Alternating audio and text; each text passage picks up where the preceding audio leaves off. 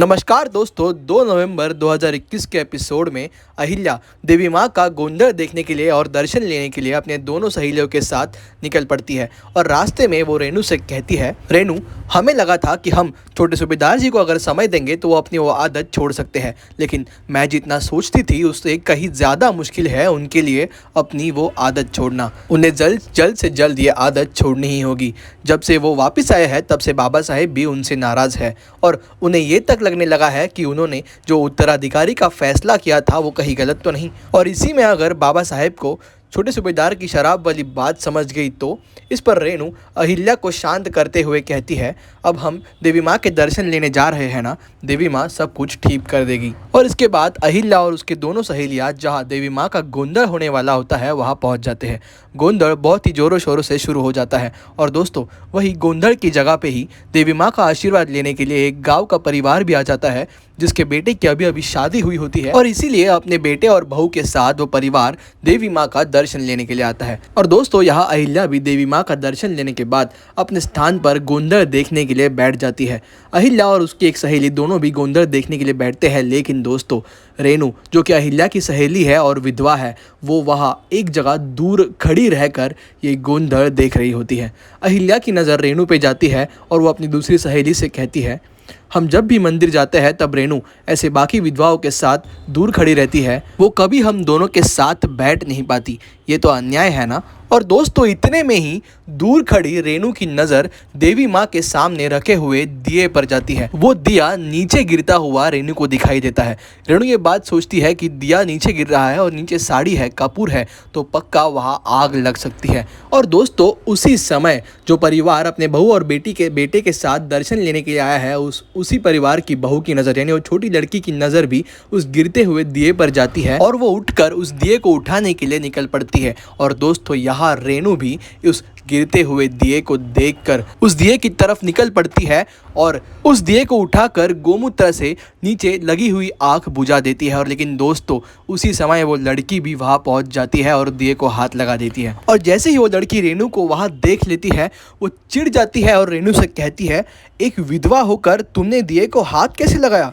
दिया और गंगाजल को हाथ लगाकर तूने सब कुछ मैला कर दिया और मैंने जो नीचे देवी माँ के सामने साड़ी रखी थी उसे भी तुमने हाथ लगा दिया, तुमने सब कुछ अपवित्र कर दिया। ऐसा कहकर वो रोने लगती है। उतने में ही उसकी सासू वहाँ आ जाती है और रेणु से कहती है, कल ही मेरे बेटे की शादी हुई थी और तुमने यहाँ आकर सब कुछ अशुभ और अपवित्र कर दिया। इस पर रेणु उनको समझाने की कोशिश करती है कि मैं तो बस आग बुझाने आई थी और सामने आग देखकर मुझे कुछ सूझ नहीं रहा था और इसीलिए मैं कुछ बिना सोचे यहाँ आ गई, लेकिन कोई भी उसकी बात सुनने के लिए तैयार नहीं होता। इतने में ही वहाँ अहिल्या आ जाती है और कहती है, काकी, रेणु कह रही है ना कि वो बस आग बुझाने के लिए यहाँ आई थी और रेणु विधवा है तो क्या हुआ? और ये तो देवी माँ का घर है ना, तो उसी माँ के घर में उसका बच्चा आ जाए तो वो घर अपवित्र कैसे हो सकता है? देवी माँ के घर से हम उसी के बच्चे को कैसे धुतकार सकते हैं? लेकिन दोस्तों इसके बाद गांव का और एक आदमी आता है और कहता है कि रेणु विधवा है और वो अगर यहाँ आती है तो ये सबसे बड़ी अशुभ घटना है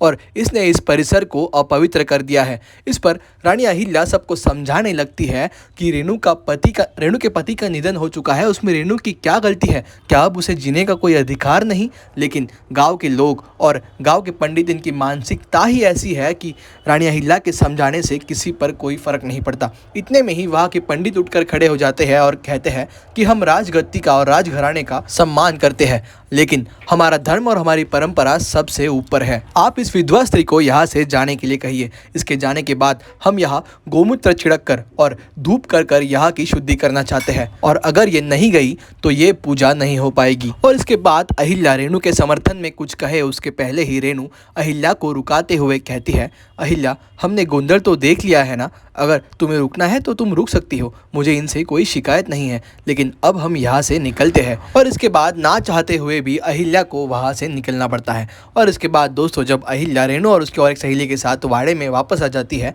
तब रेणु पर चिढ़ते हुए अहिल्या कहती है, तुमने मुझे क्यों रोका? ये सारे लोग कुएं के मेंढक जैसे हैं। जब तक इनकी सोच बदलने का कोई प्रयास ही नहीं करेगा तब तक समाज में बदलाव आएगा ही नहीं। इस पर अहिल्या को समझाते हुए रेणु कहती है, अहिल्या, मुझे इस सब की आदत पड़ चुकी है और मुझे इन लोगों से कोई शिकायत नहीं है। और तुम अकेली मेरे लिए कितनी बार उलझोगी? इसके पहले भी तुम मेरे लिए बहुत बार इन लोगों से उलझ चुकी हो। तुम राजघराने से हो, तुम रानी हो, तुम्हें लोग कुछ नहीं कह सकते, लेकिन इनकी सोच कभी नहीं बदल सकती। कुछ सालों पहले बड़े सरकार यानी मल्हारराव जी मेरे घर आए थे लोगों को समझाने के लिए। लोग तो उनके सामने चुप बैठ गए, लेकिन उनकी सोच कभी नहीं बदली और आगे भी कभी बदलेगी नहीं। अहिल्या, मुझे इन सभी चीज़ों की आदत लग चुकी है और जिस दिन मेरे पति का निधन हुआ था उसी दिन मैं ये बात समझ गई थी कि इस जन्म में मुझे मेरे कुछ अधिकार और हक मिलने नहीं वाले। और अहिल्या, एक बात तो पक्की है, विधवाओं के लिए इसके आगे भी कोई रास्ता नहीं है।